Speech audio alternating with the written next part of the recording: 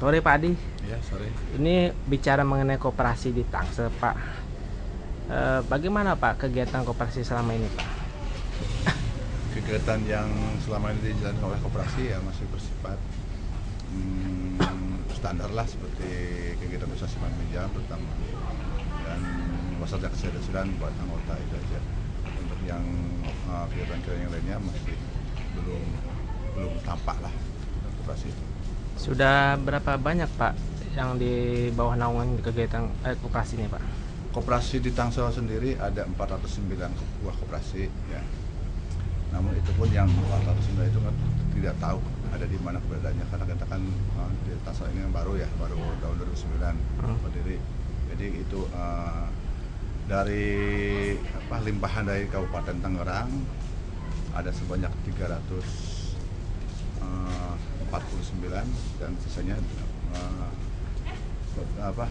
yang sisanya itu dibuat di Tangsel itu sendiri.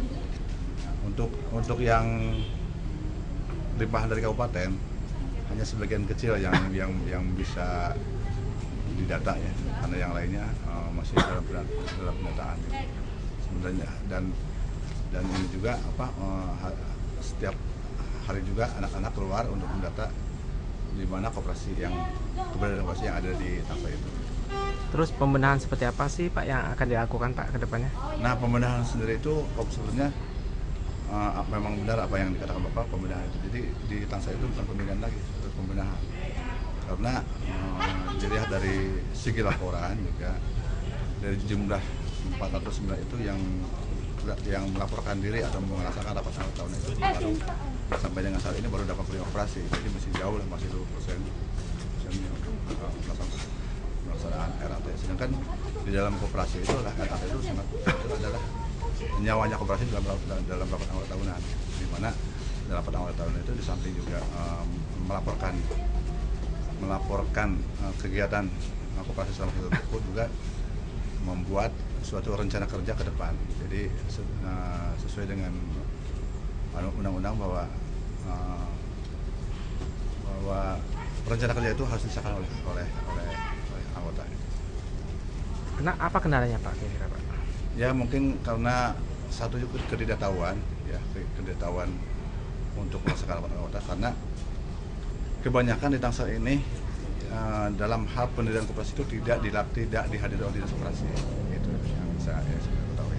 Keduanya mungkin karena dia tidak tahu cara melaporkan seperti apa. Itu yang kendala itu. Dan yang ketiga mungkin karena ya itu udah lagi saya tidak mau melaporkan. Kenapa Pak biasanya? Ya mungkin karena dianggap bahwa koperasi ini bukan milik anggota gitu, milik dia sendiri pribadi gitu. Terus langkah ke depan untuk dinas koperasi apa Pak? Nah, kami mencoba dalam tahun 2012 itu akan mengadakan semacam pembinaan terhadap koperasi, di mana pembinaan itu meliputi dari bagaimana cara membuat laporan pengurus ya, dalam hal. Jadi kita bikin semacam program gimana caranya koperasi ini bisa RAT. Samping dari mulai pembuatan buku laporan itu sendiri sampai dengan cara membuat rencana kerja. Kalau yang Bapak lihat sebenarnya potensi Tangsel sendiri untuk koperasi seberapa besar Pak? Kalau potensi sendiri saya kira sangat besar ya, sangat besar sekali, karena dilihat dari Tangsel sendiri bahwa Tangsel itu adalah kota perdagangan ya. Ya. Jadi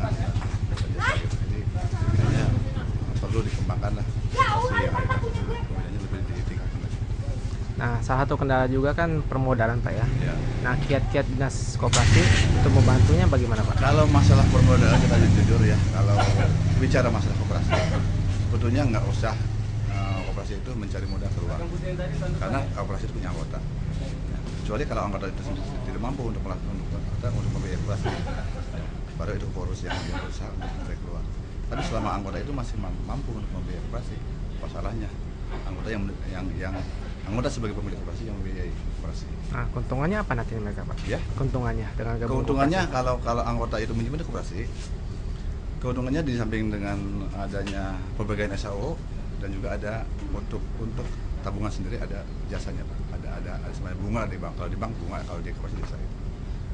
Contohnya gini, kalau menyimpan di koperasi 1 juta itu tidak akan hilang Pak, tidak akan berkurang gitu.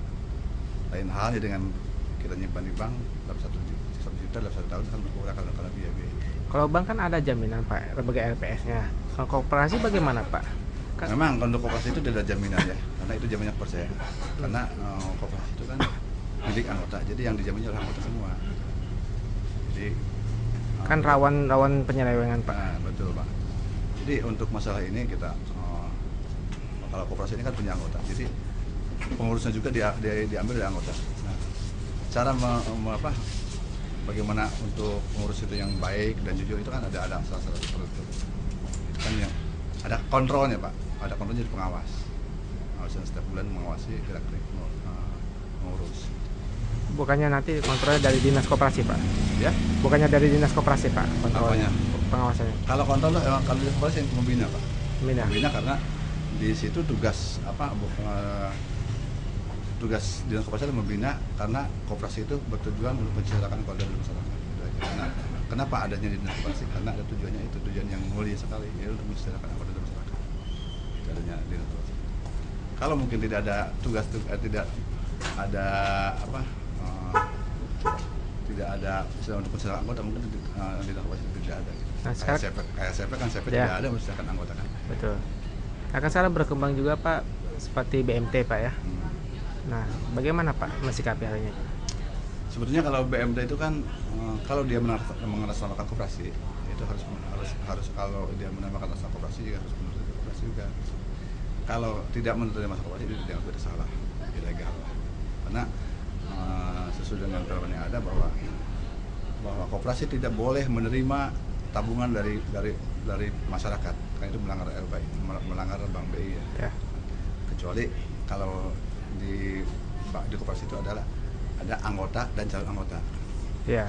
Yang Tapi kan ada produk simpan pinjam juga mereka Pak. Simpan pinjam ada produk simpan pinjam, karena itu produk unggulan koperasi simpan pinjam. Jadi bukan koperasi namanya kalau tidak simpan pinjam. Iya.